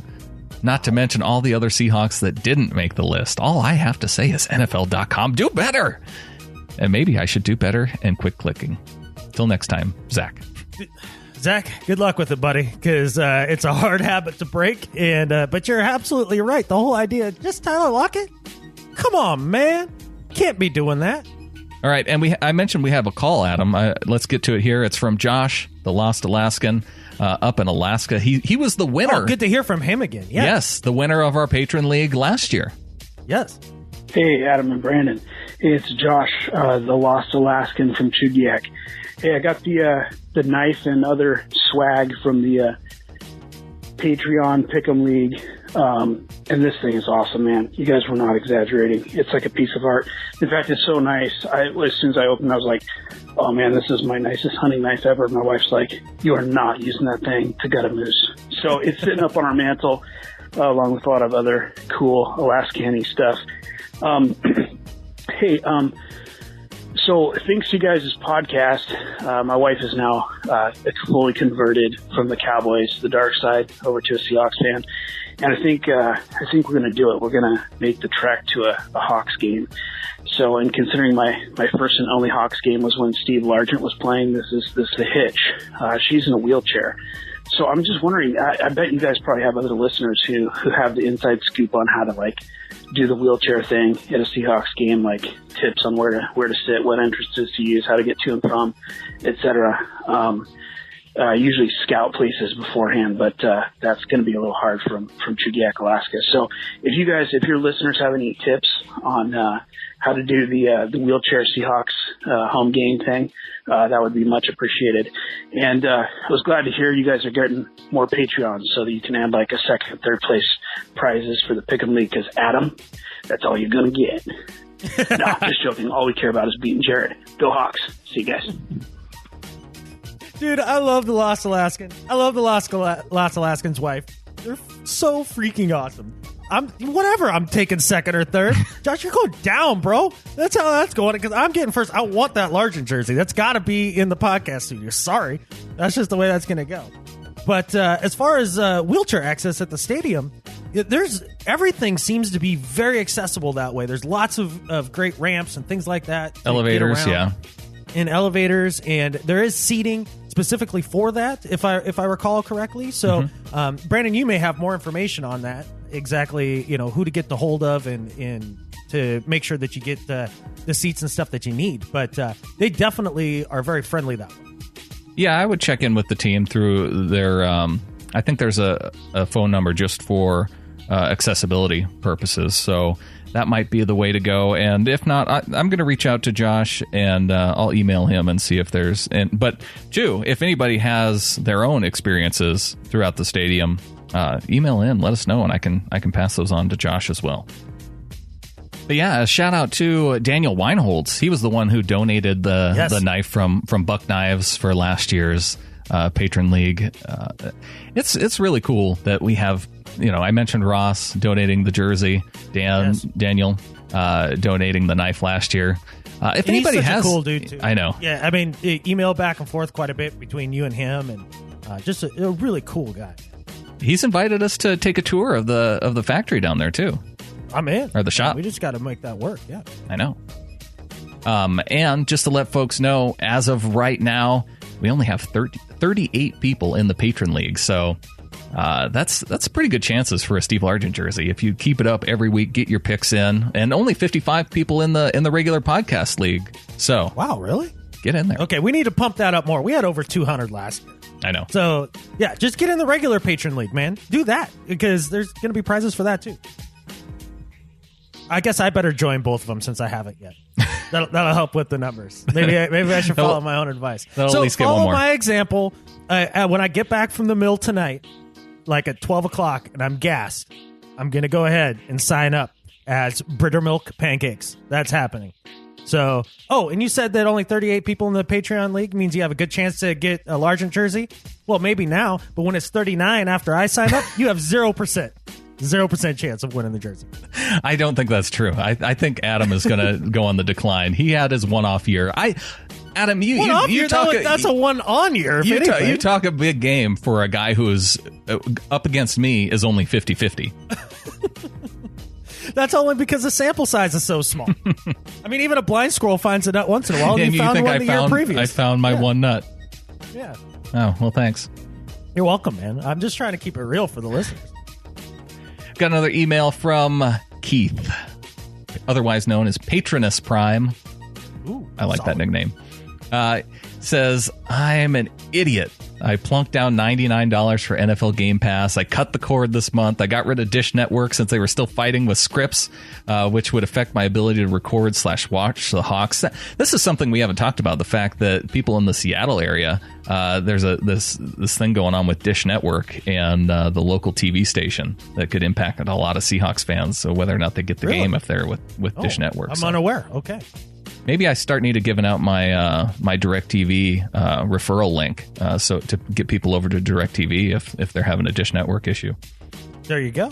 But anyway, he says he's decided to sign up for PlayStation Vue. That got me all the cable channels I wanted and most of the network shows on demand. The missing piece was the Hawks. So I signed up for the 7-day trial of NFL Game Pass. I used it to listen to the last half of the Vikings game on my phone. I read the fine print and thought I understood what was what. So tonight, I got home after date night with my wife, ready to watch the Cowboys game, booted up my brand new PS4, which I got so I could run the NFL app and get better performance with PS Vue than I had with PS3. I open up the NFL app and put on the game. I can't watch the 30-minute cut version due to broadcast restrictions. Hey, it's 10:30 p.m. and I just wanted to get the highlights before bed. I pull up the full game and have no choice of broadcast team like I did when I listened to the radio via phone. So now I have to watch the catfish Dallas commentators. Gonna have to call to see if this is the way it's going to be during the regular season. I can't even fast forward through the stupid. We'll be right back after this commercial break nonsense. I'm so disappointed. If any of the flock can give me advice that isn't go to a sports bar or watch it live over the air, I'd love to hear it. Pity me. Keith and Kent. All right, Keith. Now, if you are watching via the DirecTV thing during the season, or really if you do the Game Pass for the season and you're watching after the fact and not watching live, which is how the Game Pass works, right? Like you can watch live preseason games, but during the regular season, you can only rewatch them, correct? Right. So basically, you don't have to worry about the announcer because it's going to be whatever the national broadcast was. Right. They don't pick the team announcer one way or the other. So that way, throughout the regular season, you don't have to worry about it. Now, is it annoying in the preseason? You bet your bottom dollar it is. It is super annoying. But for whatever reason, I got the Seattle broadcasters through Game Pass as I watched it live. Oh, you did? I did. And I don't know how. For Dallas? Yep. It was Brock. Oh. It was Brock and Kurt Menefee. And I don't know how that worked. Well, it was on NFL Network as Kurt and Brock. That must have been the stream they used over Game Pass. But the week before, they used the Vikings. The Vikings stream. Which I had to listen to. And it was unbearable. Yeah. But it was... I don't know why it works that way. It's just a preseason thing, like Adam says. So yeah, during the regular season, Keith, what you're going to do is you either put up an antenna. If you're in Kent, you put up an antenna and you get the game live on your antenna, because I'm sure they must be able to. They put that over the air for the Fox broadcast there in the local area.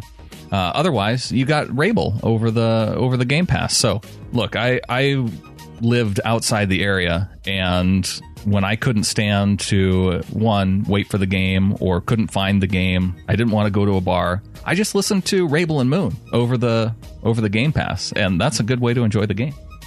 Right. And then there's another way, and this is how I used to watch games for years and years and years, because I don't have cable. I just never watch it, and I don't have an antenna. I really don't watch a lot of TV, so I'd watch on my computer. And I use a bootleg website called Batman Stream. And so you can just Google Batman Stream. And now what's annoying about Batman Stream is you got to go through a quadrillion pop-up, click-up ads and all that. And occasionally you lose the feed. It's not super high res. It's not perfect. But so for a live broadcast of the game, if you don't have cable and all that, check that out. If you get a virus or something, man, sorry, I don't know. That's on you. I'm telling you right now, this isn't exactly the most reputable website, but it does work. I can say that. I am much more of the mind of listening to Rabel and Moon through the NFL Game Pass stream. Like it's not worth the risk to me. Pop-ups? It's not worth the risk. I will. I'll listen, and those guys do a great job. And then you can mow the lawn and do like other stuff while you listen to the game too. You can be productive. All right, moving on to Mike from Sydney, Australia. Said, hi, I was listening to your last podcast when you mentioned the listener in Melbourne who was keen to touch base with other Australian Seahawks supporters. I'm keen to be a part of the potential Australia Seahawkers chapter, Facebook page, etc. Please pass on my email and see what we can set up. By the way, thanks for the show. Really enjoy the 100% Seahawks podcast and your unique perspectives. Cheers from Mike. Cheers, Mike. You bet. And we'll get you that information for sure. Already did. Yeah, we've linked up UK Seahawks fans, and now we need to do it down under, too. This would be great. Next one from Leo says, thanks for helping us to make it through the offseason. I was wondering if you were slightly worried that the Seahawks are so much hyped to win the next Super Bowl by all the NFL media. I heard it over and over on ATL, Sheck, Move the Sticks. When has a team ever that everyone is expecting to win actually won the Lombardi? Who would have thought the Broncos would win it last year? Even Jared wasn't buying it. Well, the Seahawks are no 2015 Broncos. They are way better, so it's normal that all of us were on board with a 16-0 season and a trophy at the end. But what about all the others? Aren't they trying to jinx the Seahawks? Lastly, I wanted to give a do better to me and Adam since he kept talking about Tecmo Bowl. I installed it on my laptop and it has hurt my productivity greatly. It's funny to see that there are still people publishing updates with the new rosters every year. Isn't that fun? Keep up the good work and go Hawks. Go Hawks, man. Hey, Leo, the sickness is real, man. Like, there's no way to get around it. You're just... A portion of your life is going to be less productive because of the Tecmo, and there's nothing you can do about it. Well, to answer Leo's question about who was last favored to win the Lombardi that actually won it, I think you have to go back to the 2008 Colts, where Peyton Manning beat the Bears. Yeah, the Colts that's were favored to win example. that year. It's happened a ton. I mean, there's a ton of teams, especially when you look back before the salary cap era. I mean, there's a ton of 49ers teams that were favored that we won. There's a ton of Cowboys teams that were favored that won. Yeah. I mean, It's happened a lot throughout the history of the league. A little bit less since the salary cap era kind of came into play, but it is definitely something that happens. People do reverse jinx. They do. They try to do that to some teams, but it's not going to happen to us. We're just going to the Super Bowl. There's just no way about it. No two ways about it. And our last email from Andy in Port Angeles, Washington. Beautiful area. Says, keep up the good work, guys. You helped me limp through the off season, and football is finally back. Couldn't agree with Adam more about this, about being Super Bowl bound. It really feels like the team has gotten that magic back, and they are all on the same page. I do have a do better and better at life for you guys. Do better for Mike Garafolo and NFL.com. Mike wrote about the Seahawks in a collaboration article from the NFL Reporter's Notebook, where he mentioned the team had something lacking the last 2 seasons with Marshawn Lynch and Cam Chancellor holding out. Am I mistaken? I don't remember Beast Mode holding out. He also mentions how Lynch sort of did his own thing the last 2 years of his career. I'm sick of these hacks not knowing a thing about this team. Marshawn was the best teammate anyone could ask for. If you paid attention to what anyone from the Hawks said about him, you would know that. He stayed behind in Dallas with Lockett after a severe injury for catfish sakes. Mike, whatever your name is, do better. And then a better life for Thomas Rawls. He shares an interview. He says particularly at 7 minutes, 50 seconds. And this is an interview from his training camp press conference. Got me pumped for the season. All right. Well, since Andy gave me a time code and a link of where to play this, Andy, thanks for helping produce the show. Let's hear what Thomas Rawls has to say. When you're in that backfield, you got to be a Seattle Seahawk. You get what I'm saying? So whenever you're back there, you're relentless. You're tough. You know, you play with a passion. It's something just so deep inside you. You gotta feel like you're the catalyst of this team when you're in that backfield to uphold that tradition. And that's one thing that we're going to do. Thomas just fired up in that press conference. I'm fired up. Andy's fired up. We're all fired up because that's the type of energy and passion that you hope that a professional football player brings to the team, right? Because how many times do we sit here and we talk about guys who just are getting checks and they're here for the money? It's clear that Thomas Rawls took the cue from Marshawn Lynch of what it means to be a Seahawk and to intimidate and to punish and to play with passion and fire. And that little soundbite, well done, man. Like that's exactly what goes into being a Seattle Seahawk. Andy from Port Angeles goes on to say, Thomas Rawls, you have the passion for the game, and for that, you are better at life than Skip Bayless. Lastly, it's really cool you guys are from Missoula. I grew up in Spokane and had friends that moved to Missoula and spent a lot of time visiting there. Great place. Sorry for the lengthy email. Keep up the good work. Never apologize for a lengthy email. I know.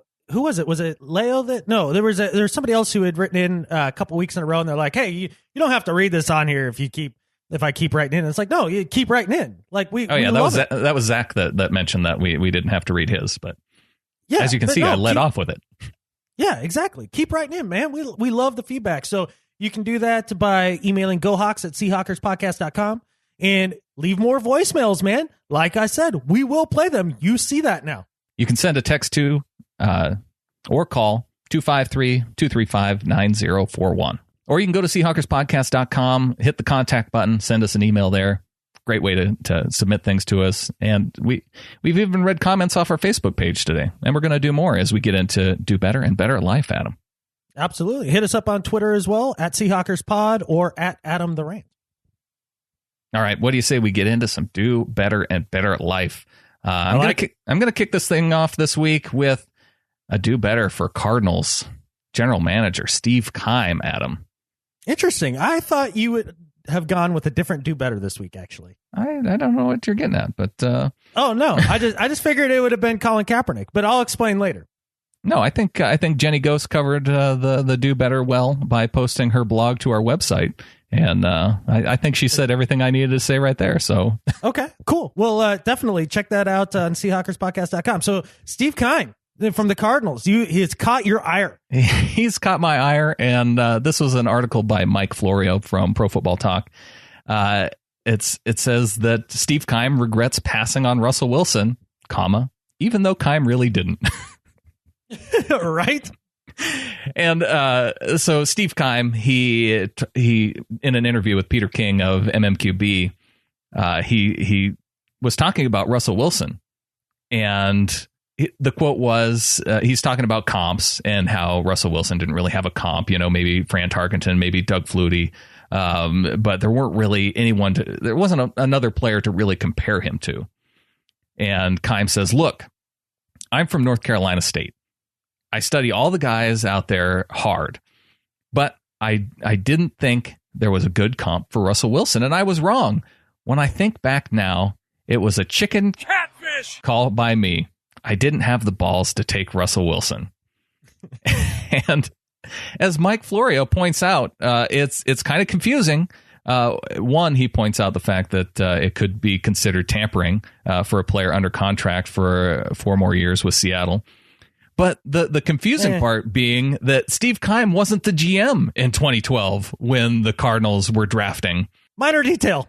Yeah. Well, and not only that little detail, but Arizona, they didn't have a second round pick because they traded away already for Kevin Kolb. So the Cardinals had the 13th pick overall in the draft, which they picked Michael Floyd, and they didn't have another pick until after Russell Wilson was already off the board. So unless they were planning on trading up from the number 80 slot to 75 or earlier, he couldn't have taken Russell Wilson anyway, even if he had more say in it than the real GM at the time, Rod Graves. Is Steve Keim the Brian Williams of general managers? I say yes. And for that, do better. Man, it seems like every one of these Cardinals higher ups, whether it's Arians or Keim or whatever, they try so hard to just be a little bit cooler than they are, right? And this is kind of a good example of that. Like, oh no, it was a chicken catfish move by me to not draft Russell Wilson, even though it wasn't within my authority or even possibility if I had the authority. Just to try to sound cool, man. Like a tough Trying guy. to sound cool. He's just an idiot.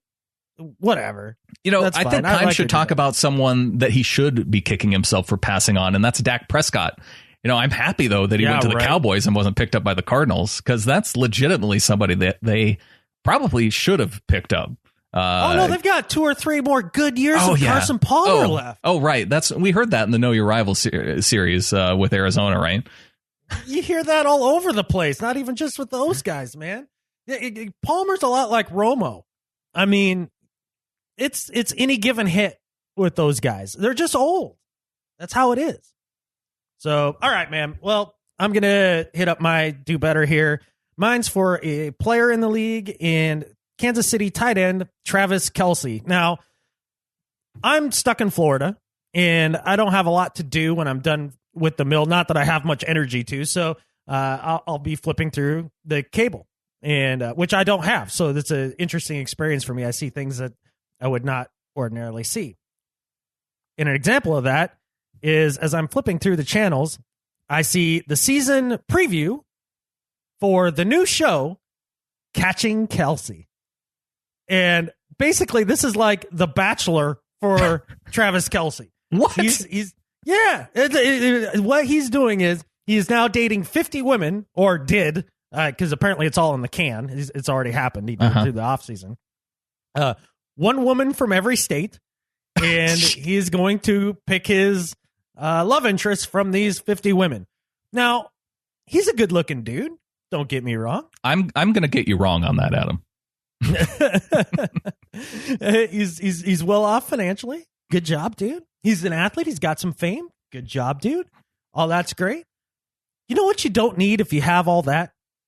A reality TV show to help you find women.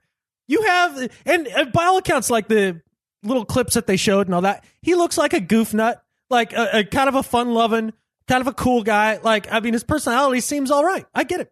You don't need a reality TV show to find yourself a woman. You don't. You're just putting your personal life out there to try to make another buck off of TV and then up your fame and up your name and to then drag all of these 50 girls through this, what's going to be just a dehumanizing situation for them. I mean, it's got to be embarrassing trying to compete for the attention of one dude among 49 other girls.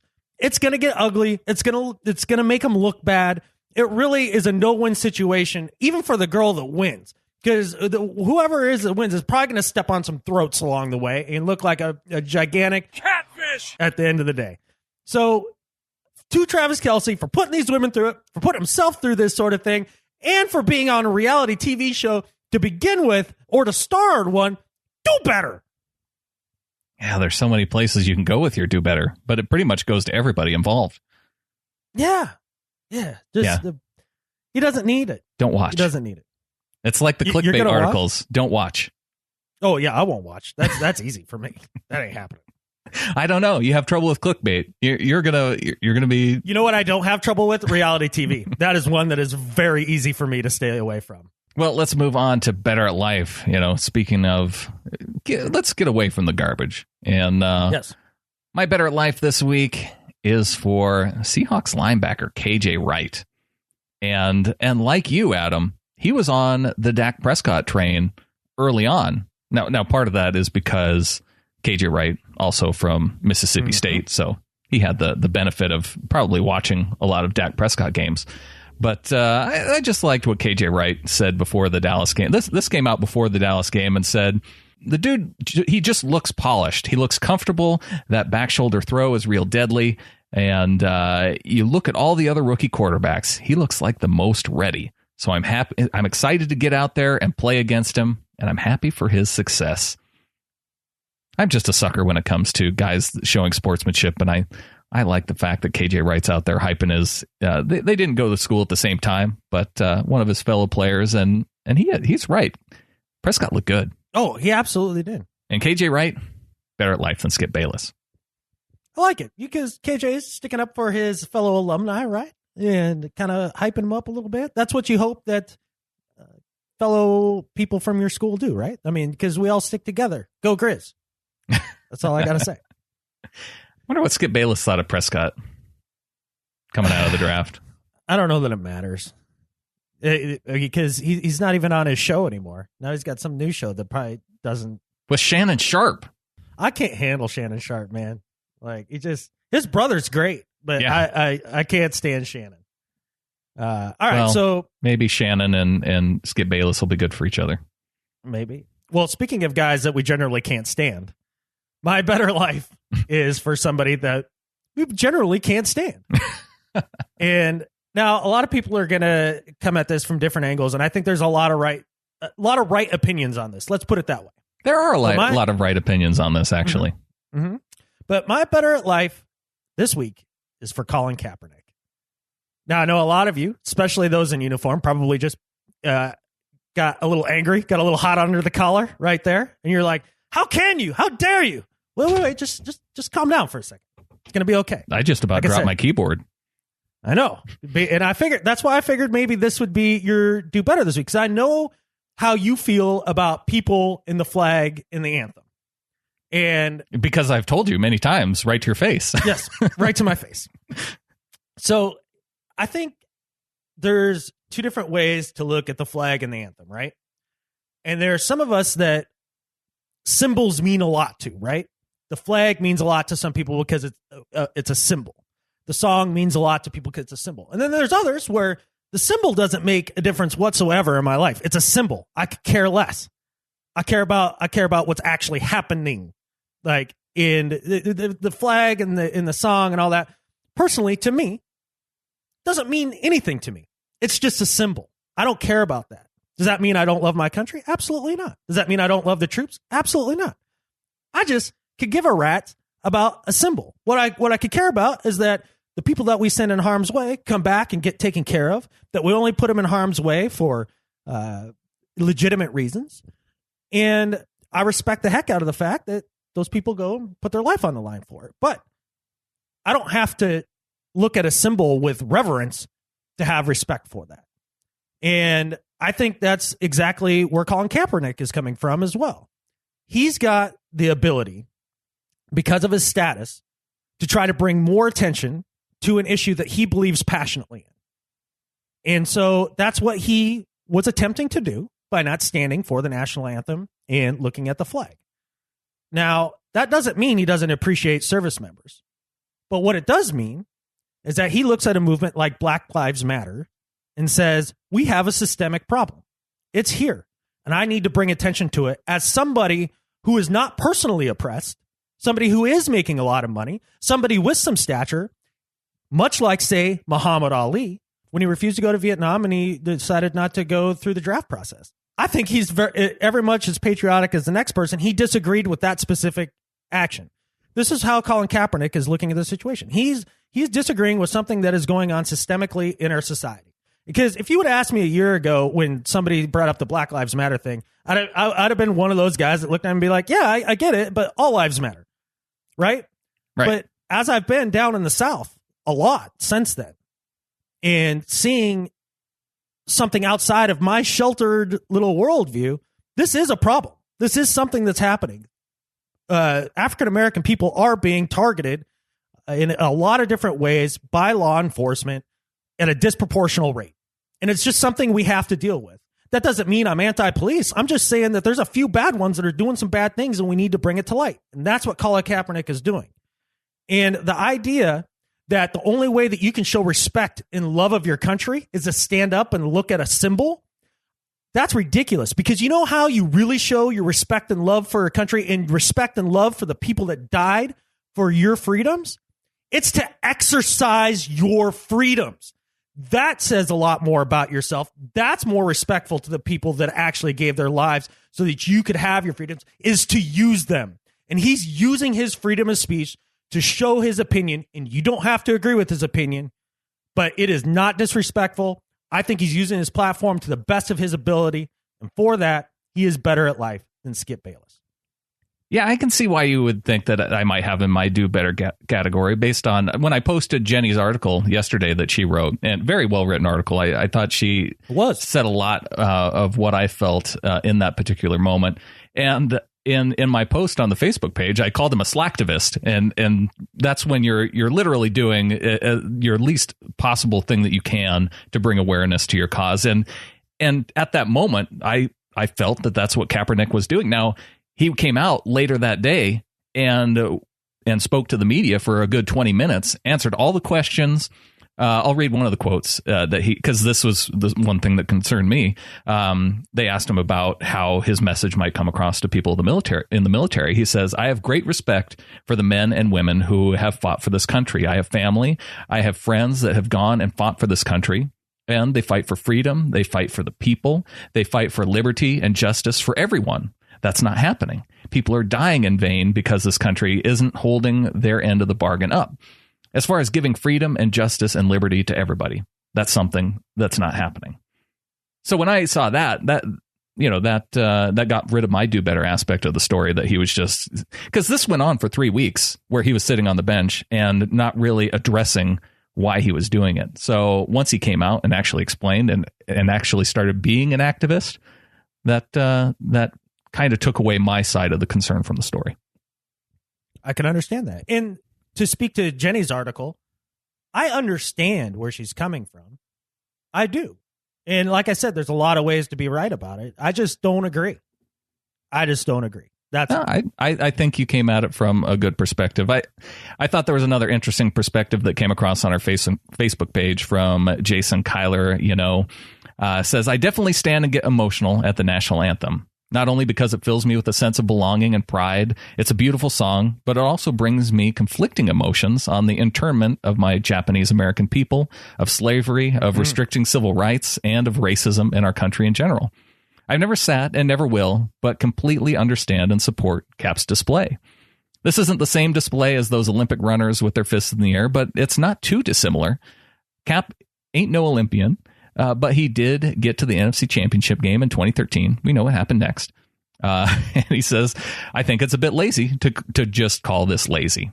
That's a great point. And one of the things you brought up, he talked about the internment camps, right? Back in the World War II, where they took a lot of Japanese Americans and put them in internment camps. I think one thing that really bothers me, and this kind of speaks to the Kaepernick thing, is anybody that looks at the country and says, here are some things we're doing wrong. Because we're not perfect. Are we the best nation on the planet? I think so. Are we perfect? No. Anytime somebody brings up some of the things that we do wrong, they get labeled with the unpatriotism label. Boom. You're not patriotic. You don't love this country. You're a hater. And get out. And you don't respect the military. Like, that's not the point. We should be able to have a real discussion about our problems. That's the only way that we'll ever get better and be even better than we are. So I think he brings up a good point. Well, I think you bring up a good point, Adam, because it really is the difference between there's a difference between patriotism and nationalism, right? Yes. A patriot is proud for what the country, proud of his country and what his country has done, kind of an overall aspect, right? And nationalism is when you're proud of your country no matter what it does.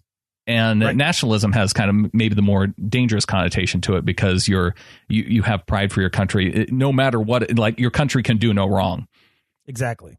I think you hit the nail exactly on the head between the differences in those two terms and mentalities. And good on you, man. You bring up a good point. So, anyways, we try not to get political, right, on the show. I know when people tune into a show about football, the default criticism is to say, "Hey, stick to football." But I think when you sit down and talk with your friends, sometimes political issues come up, sometimes social issues come up, and you listen to what each other has to say. And this came up through the lens of football. And sometimes you and I we have similar views. Sometimes they're different. But we're friends who like to talk to each other. And that's one of the main reasons why we started the show. And so we're going to bring those issues up every once in a while. Exactly. Well, cool, man. That was a pretty full show. You were right. We made it, though. We did make it. And you guys made it if you made it to this point of the podcast. Thank you so much for listening. Make sure to email into the show. Make sure to call into the show. Keep going, guys. We want this to be always more your show than it is ours. So the more that you guys participate, we love it. Indeed. And with that, I think there's only one thing left to say. Go Hawks. Go Hawks.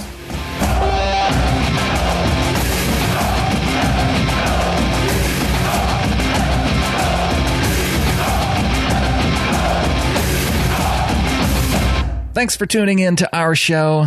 The Seahawkers podcast is hosted on Libsyn.com. If you're thinking about starting your own podcast, visit Libsyn.com, Libsyn.com, and use promo code SHP to get free podcast hosting for the rest of this month and all of next month. That's promo code SHP. Visit Libsyn.com, use your promo code. Go Hawks.